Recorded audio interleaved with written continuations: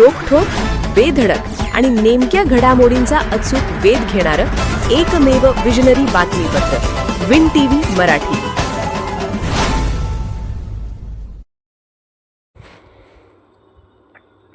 Kodoli police ठाण्याचे नवे सहाय्यक पोलीस निरीक्षक चेतन मसुगटे, सहाय्यक पोलीस निरीक्षक कैलास कोडक यांची बदली.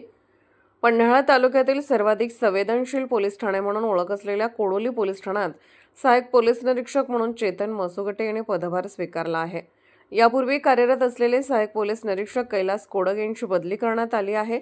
नवनिर्वाचित कोडोली पोलीस ठाण्याचे सहाय्यक पोलीस निरीक्षक चेतन मसुगटे यांचे पत्रकार व स्थानिक लोकप्रतिनिधी, कार्यकर्ते यांच्याकडून जोरदार स्वागत करण्यात येत आहे.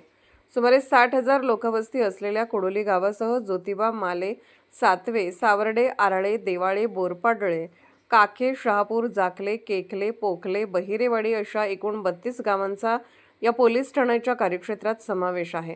या परिसरात आमदार डॉक्टर विनय कोरे यांच्यासह जिल्हा परिषद, पंचायत समिती पदाधिकारी यांच्यासह विविध लोकप्रतिनिधी, पदाधिकारी तसेच गावोगावचे पोलीस पाटील, सरपंच आणि कार्यकर्त्यांच्या सहकार्याने कायदा व सुव्यवस्था राखण्याचे काम केले जाते.